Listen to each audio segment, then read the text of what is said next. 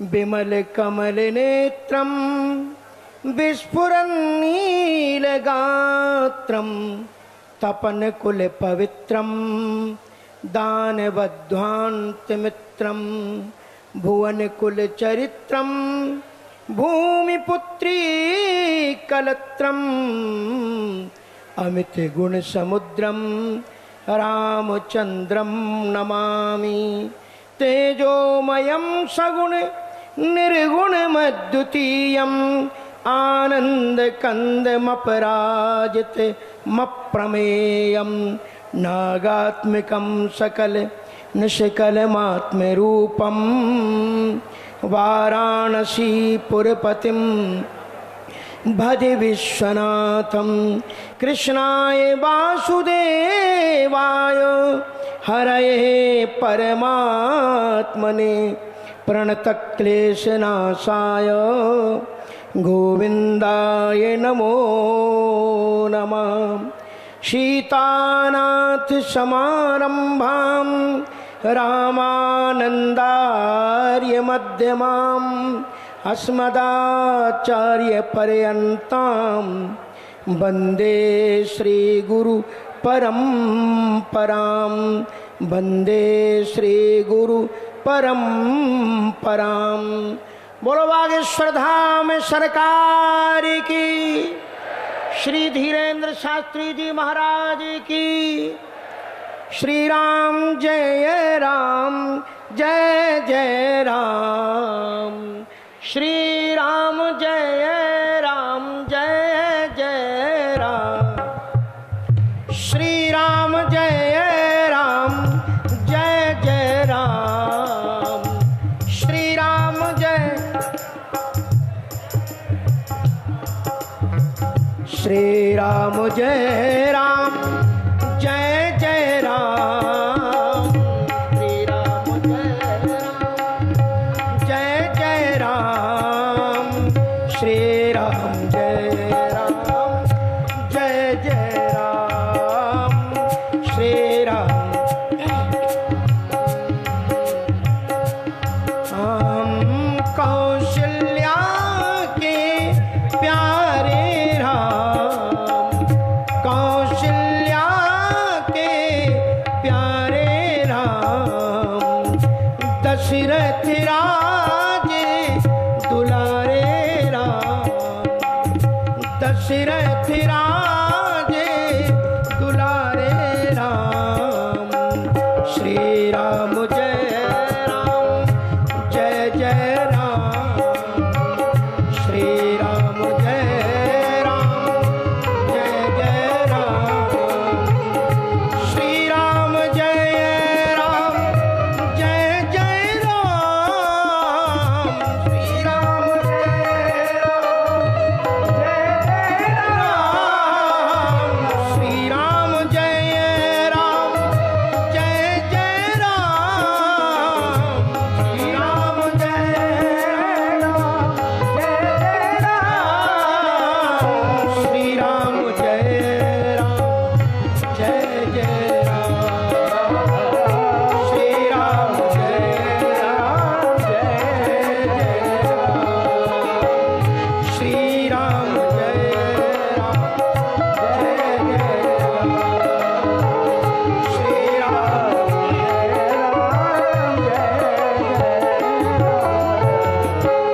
सच्चिदानंद भगवान की, परम पूज्य श्री सन्यासी बाबा जी महाराज की, मंचस्थ परम आत्मन हिंदू संस्कृति सनातन संस्कृति की रत्न मंजूषा के सजग प्रहरी, हिंदुत्व की धर्म ध्वजा लहराने वाले आदरणीय श्री धीरेन्द्र शास्त्री जी महाराज, परम आत्मन सुहृद श्री रमेश भाई ओझा जी भागवताचार्य जी विराजमान हैं। आदरणीय हनुमानगढ़ी के महंत श्री राजूदास जी महाराज, प्रिय आत्मन श्री संजीव कृष्ण शास्त्री जी महाराज तथा उपस्थित समस्त विभूतियां। अभी एक बात कह रहे थे कि हम लोगों को राजनीति में को यहाँ पर नहीं बुलवाना चाहिए, पर यहाँ तो बुलवाना चाहिए। इसलिए बुलवाना चाहिए कि ताकि पता तो लगे आप पर रंग चढ़ा कि नहीं चढ़ा। हाँ, यही तो पता लगेगा। ऐसे राजनेता कम होते हैं जो राजनीति में आकर के राजनीति के रंग से बच जाते हैं। कुछ कुछ विरले ऐसे संत होते हैं जो उसके रंग में रंगते नहीं, अपना रंग कुर्सी पर डाल देते हैं। और आज ऐसे रंगदारों की आवश्यकता है जो खुद ना रंगे, हमारे आदरणीय धीरेन्द्र शास्त्री जी की तरह सभी में हिंदुत्व के रंग से उसमें जागृति पैदा कर दें और संपूर्ण भारतवर्ष में आध्यात्मिकता का बिगुल बजाएं। मेरे पास में एक समाचार गया था, that time I was in USA, so I could not that time, और कि एक क्लिप से बना करके भेजें, पर दिन रात का दिल चक्कर करते नहीं आ पाया जब आपकी एक विशाल यात्रा निकल रही थी। कभी कभी पर इस महात्मा को मैं भूमि पर लेटे हुए देखता, कभी कभी कोई इस महात्मा के चरणों की जो घाव लग गए हैं, छाले पड़ गए हैं, उसको देखता, कभी कभी भाल पर पसीना। आज जहां लोग एसी गाड़ियों में, एसी भवनों के अंदर में रह करके अपने सुखोपभोगों में डूबे हुए हैं, वहीं पर हिंदुत्व की जागृति की मिसाल लेकर के अगर संपूर्ण विश्व में कोई हिंदुत्व का अलग जगा रहा है, वो है धीरेन्द्र शास्त्री जी महाराज। और इनके ऊपर प्रत्यक्ष कृपा दो महापुरुषों की है। जिसके ऊपर गुरु की कृपा हो उसको फिर कहीं कृपा के लिए भटकना नहीं पड़ता, और जहां सन्यासी बाबा की कृपा, जगत गुरु रामानंदाचार्य श्री राम भद्राचार्य जी महाराज की अनुकंपा, और सबसे बड़ी अनुकंपा चारों जुग परिताप तुम्हारा है, प्रसिद्ध जगत उजियारा।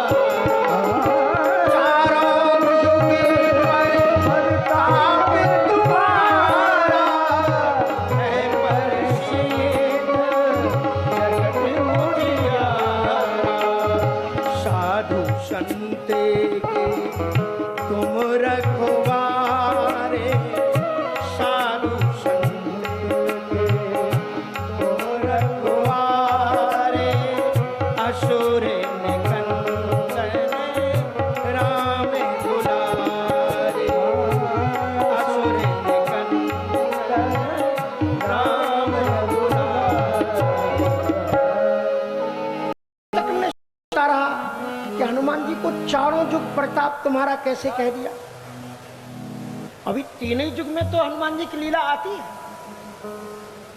पर चारों युग में, कलयुग में ये अवतरित है उनकी कृपा के संग। आपने कभी इनमें हनुमान जी का दर्शन किया? मैं अगली बार ये बात कह नहीं पाया, पर मैं चिंतन करता रहा कि कुछ झलक कहीं ना कहीं से तो आती होगी। एकाएक जब इनकी हंसी आती है, ठठरी बंधे के सभी में इतनी हिम्मत है, ठठरी बांध दे। और ठठरी बंधने का ये संदेश अत्यंत वैदिक, पौराणिक और सनातन है। हाँ, ये सच्चा संदेश हमें ठठरी बंधने पर ही मिलता है। हाँ, ठठरी बंधने के बाद में ही तो सच्चा संदेश मिलता है। इस स्मशान से ज्यादा बड़ी गुरु भूमि कौन सी है? हाँ, तो ऐसी जो पावन विधाएं आपकी, जिसमें लोग न्यौछावर हो जाते हैं आपके ऊपर में, तो इनकी जो कभी कभी बीच में जो हंसी होती है उसको आप कभी गौर करना, कभी उसको उनकी आंखों को देना, एक उस समय उनके चेहरे को देखना। कभी कभी नहीं, वो अभी भी बता रहे हैं ये क्या होता है। ये उस समय जब ये बहुत अच्छा कोई काम कर देते हैं, तब हनुमान जी इनके बीच में बैठ करके इनके लिए खुद अपने हाथ से ताली बजाते हैं। क्या बजाओ, ताली बजाओ। कहते अब तुम्हें कोई बजाए चाहे न बजाए, मैं खुद चारों जुग, बोलो चारों जुग प्रताप तुम्हारा है, प्रसिद्ध जगत उजियारा। जगत में उजियारा कैसे हो रहा है? आज ऐसी कोई कंट्री नहीं है जिस जगह में हमारे इस तेज पुंज महात्मा को, श्री धीरेन्द्र शास्त्री जी को लोग ना जानते हो। हमारे साथ में फिजी के आए हुए हैं, शायद यही होंगे, पिछली वर्ष भी आए थे, बोले महाराज जी फिजी में आए हैं हमारे। फिजी आप पधारे, मैं भी गया हूं फिजी में। तो वहां पर लोग जो किसी अन्य के पूरे इनके दीवाने हैं। अब आप बोलो कि मुझे ईर्षा होती होगी कि प्रसन्नता होती होगी? क्या कुछ तो होता होगा, मैं प्रसन्नता होती है। इसलिए प्रसन्नता होती है कि मैं जगतगुरु रामानंदाचार्य हूं और हमारे रामानंद संप्रदाय के एक विभूति, इसलिए हमारी प्रसन्नता का ये विषय है। जब मैं नहीं मिला था भोपाल में, मेरा इंटरव्यू लिया गया और तब आपका लगभग 5-6 वर्ष पुरानी बात है, और भी शायद पुरानी हो सकती है। तो आपकी चर्चाएं चल रही थी। पत्रकार ने पूछा कि आप उनसे मिले हैं? हमने कहा संयोग से अभी मेरी भेंट तो नहीं हो पाई है। आप क्या कहते हैं उनके संदर्भ में? हमने कहा मेरे मन में उनके प्रति साधुवाद के ही शब्द निकलते हैं और कुछ नहीं निकलते, क्योंकि ये कोई भभूति तंत्र मंत्र नहीं करते। हनुमान जी की उपासना बताते हैं, भगवान की शरणागति में ले जाते हैं, और एक भी पैसा कोई पारिवारिक खर्च में नहीं है। श्रीमद् भागवत के तृतीय स्कंद में कपिल देव जी के पावन प्रसंग में जब महर्षि, उनके पिताजी क्या नाम, कपिल, हाँ, कर्दम ऋषि जब बन जाने के लिए तैयार हो जाते हैं, तो माता देवहूति ने उनको बन जाते समय रोका और उनसे एक आग्रह किया कि आपने इन 9 कन्याओं को जन्म दिया, तो कन्यादानम महादानम येन शास्त्रेण प्रकल्पते। कन्यादान से बढ़कर के दुनिया में कोई भी यज्ञ नहीं है। अगर कोई अपने जीवन में एक यज्ञ कर लेता है तो उसके जीवन का बेड़ा पार हो जाता है, और जो हजारों कन्याओं के पिता बनेंगे नहीं। किसी ने कहा, मुझे ध्यान नहीं किसने कहा कि बनेंगे नहीं, बन चुके हैं। तब तो यहां आ चुकी है कन्या। एक चित्रण की छाती से लिपटी हुई एक बेटी का रोते हुए आता है। क्या आपने कभी चिंतन किया कि आप अपनी बेटी के अलावा आपको ईश्वर ने इतना धन दिया, संपत्ति दी, बिल्डिंगें दी, मकान दिए, बैंक बैलेंस दिए आपको? क्या आप कभी अपने घर से बाहर की ओर निकले? क्या आपने किसी पराई बेटी को भी अपनी बेटी समझने की कभी आपने चिंतन किया? ऐसा चिंतन केवल एक साधु कर सकता है, सभी लोग नहीं कर सकते। गांधी तने मन चिंता व्यापी, हरि बिनु मरहि न निश्चर पापी।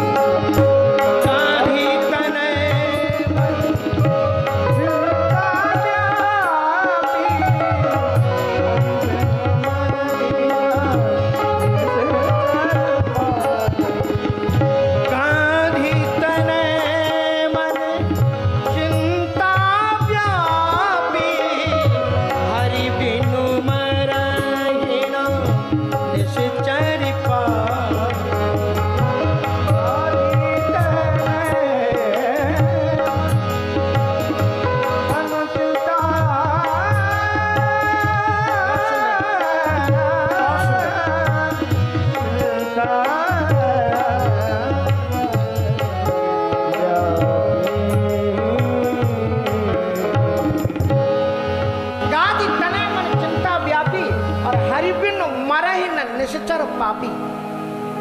संत का ये काम है कि पापी राक्षसों का वध करना, और सीता जैसी लाडली जानकियों को अपने आंगन में बैठा करके उनके लिए राम को खोज करके संत लाता है। कैसे राजा जनक जी ने उनके पास में निमंत्रण भेज दिया? ऐसे थोड़ी भेज दिया। इसलिए राजा जनक जी ने उनके पास में निमंत्रण भेजा तो विश्वामित्र जी ने एक बार चिंतन किया कि इतने दिनों तक तो मेरा नंबर आया नहीं। और राजा जनक ऐसे नहीं जिनको भगवद गीता में भी याद करते हैं, कर्मण्येव संसिद्धि माप्ता जनका दिया, कर्मयोग के वो आचार्य हैं। और ऐसे राजा ने मुझे क्यों याद किया? तब वो समझ गए कि ये मेरा सम्मान नहीं है, मेरे साथ में जो राम और लक्ष्मण जी है इनका सम्मान है। जिस समय रावण का अत्याचार, अनाचार, पापाचार, भ्रष्टाचार पृथ्वी पर बढ़ रहा था, उस समय क्या योद्धा नहीं थे? चिंतन कीजिएगा, ये बात आचार्य धीरेन्द्र शास्त्री जी की है। उस समय क्या योद्धा नहीं थे? ऐसे ऐसे योद्धा थे जिन्होंने 21 बार क्षत्रिय विहीन धरती को किया। क्या वैज्ञानिक नहीं थे?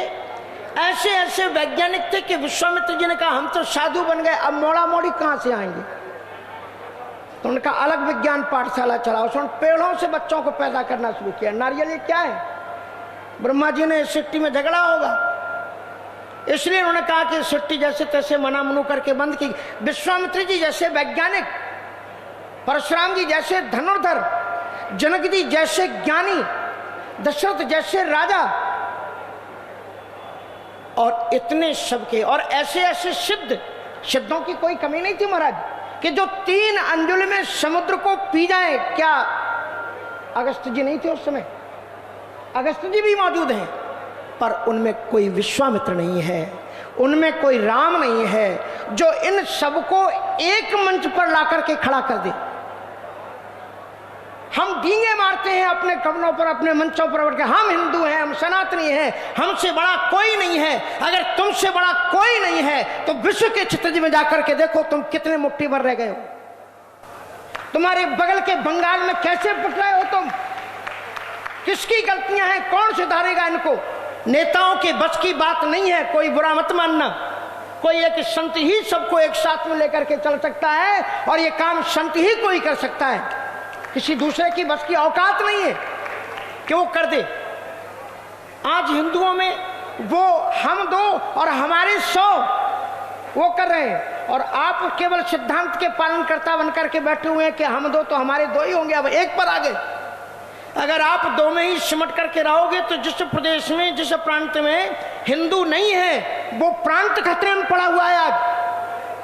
मैं दिल्ली में एक परिवार में बैठा, बोले महाराज मैं यहाँ से जगह को लेकर के दूसरी जगह जाना चाहता हूँ। मैंने कहा क्यों जाना चाहते हो? बोले हमारे आसपास मुसलमानों के घर हो गए, ऐसी परिस्थिति में हमारे लिए बड़ी दिक्कतें होंगी, हमारे बच्चों के लिए फल खतरे पैदा हो रहे हैं। इसलिए मैं पहली बात कहना चाहूंगा आदरणीय धीरेन्द्र शास्त्री जी के इस मंच से कि कभी भी आप किसी भी परिस्थितिवश अगर आपको मकान बेचना पड़े तो किसी हिंदू को ही बेचना, कभी भी किसी मुसलमान के हाथों में आप अपने मकान को मत बेचना, अन्यथा आप दबते जाओगे और आपके ऊपर ऐसे पीटने वाले आएंगे कि एक कबूतर ने देखा कि बिल्ली आ रही है तो आंख बंद कर ली। कहा यार तुमने आंख बंद क्यों कर ली? बोले अब मैं अब बिल्ली को नहीं देख रहा हूं। बोले तुम बिल्ली को नहीं देख रहे हो, लेकिन बिल्ली तो तुम्हें देख रही है। तुम तो एक दिन समापन की कगार पर पहुंचोगे। इसलिए आज अगर मौका ये है जिसमें ये महापुरुष जागा हुआ है, आज ये युवा है, इनके साथ में कदम से कदम मिलाकर के नहीं चलोगे तो इतिहास तुम्हें कभी क्षमा नहीं करेगा। इस बात को आप नोट करके अपने जेहन में रख लेना।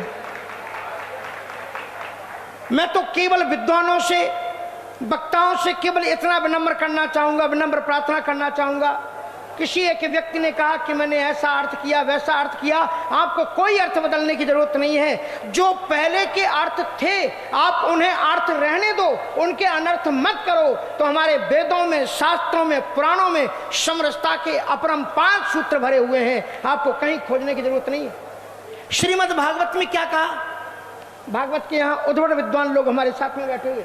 श्रीमद् भागवत में कहते हैं 4 वर्णों के धर्म का प्रतिपादन प्रहलाद के चरित्र में 7वें स्कंद में किया गया।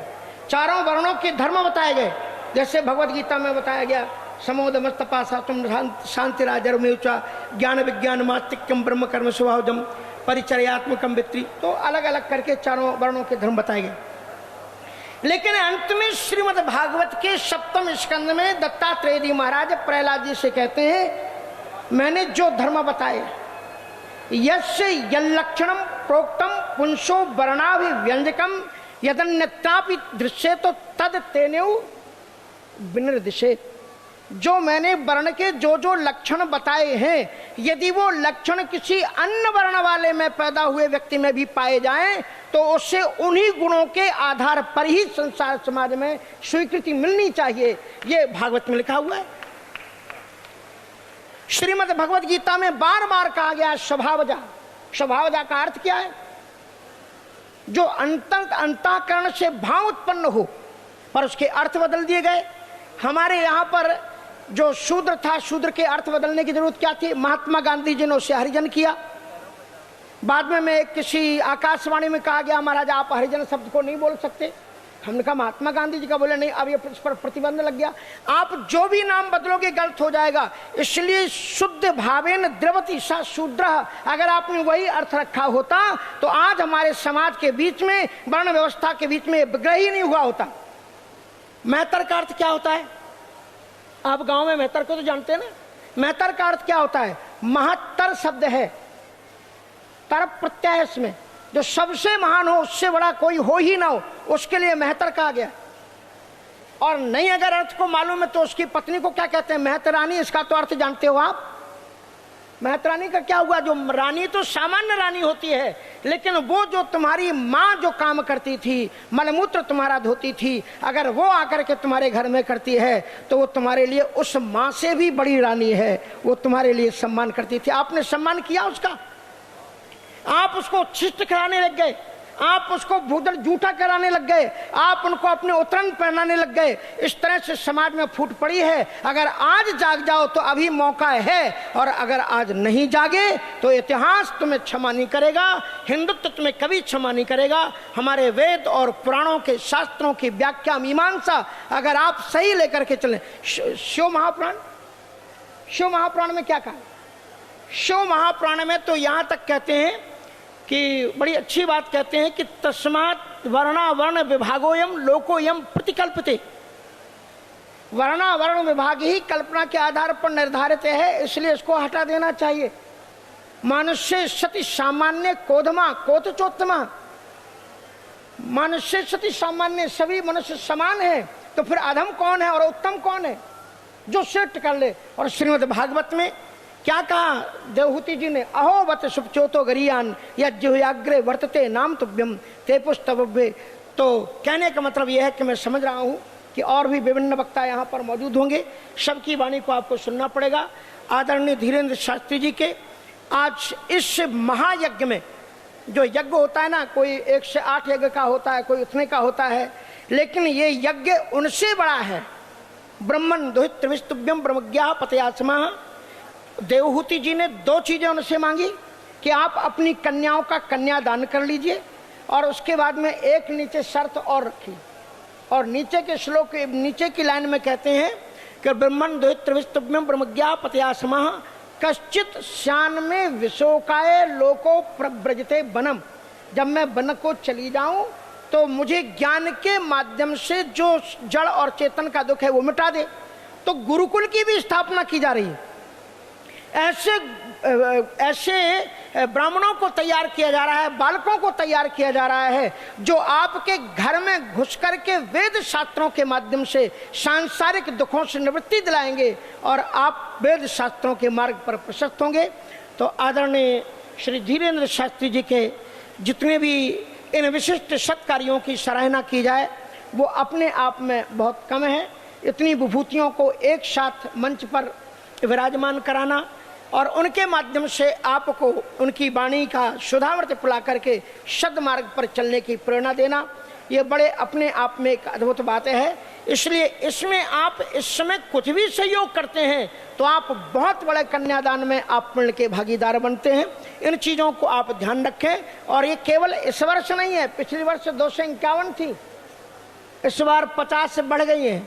मतलब क्या हुआ, हम ऊपर से नीचे नहीं आए और ऊपर बढ़े हैं। एक दिन ये आएगा कि हजारों हजारों मंडपों में हजारों हजारों सनातन धर्म की बेटियां सीता, गायत्री, अनुसुईया बनकर के यहाँ से अपने श्रेष्ठ परिवार के लिए विदा लेंगी। संतों का जिनको स्नेह मिला हो, संतों के आंचल में जिनके विवाह हो रहे हो, वो बच्चे निश्चित रूप से बड़े ही सौभाग्यशाली हैं। इसलिए उन सभी के इस सौभाग्य की सराहना करता हूँ और उनके प्रति मांगल्यता का शुभाशीष देता हूँ कि उनका जीवन आनंदमय हो और वो श्रेष्ठ धर्म के पथ पर चलें, ऐसी कल्पना करते हुए पुनः पुनः आदरणीय धीरेन्द्र शास्त्री जी को, मंचस्थ सभी विद्वानों को बहुत बहुत साधुवाद, धन्यवाद। इन्हीं शब्दों के साथ में वाणी को विराम और 2 बार भगवान नाम। श्री राम जय राम जय जय राम, श्री राम जय राम जय जय राम, श्री राम जय राम जय जय राम,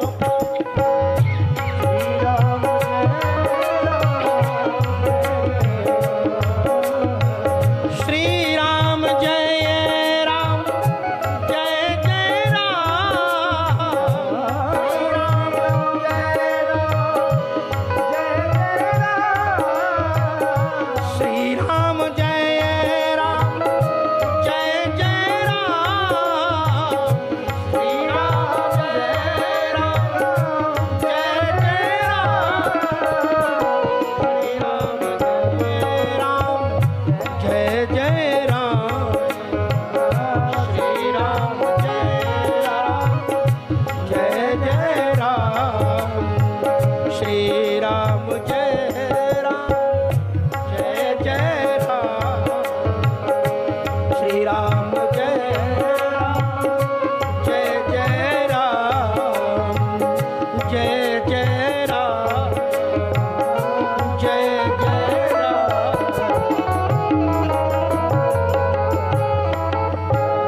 सनातन धर्म की, श्री बागेश्वर धाम सरकार की। एक लाइन की बात है, केवल गांव के नाम पर चिंतन कर रहा था गढ़ा। तो गढ़ा का मतलब ये हुआ कि यहाँ न जाने कितने लोगों को गढ़ा जा चुका है और कितने लोग और भी गढ़े जाएंगे। जय सीताराम।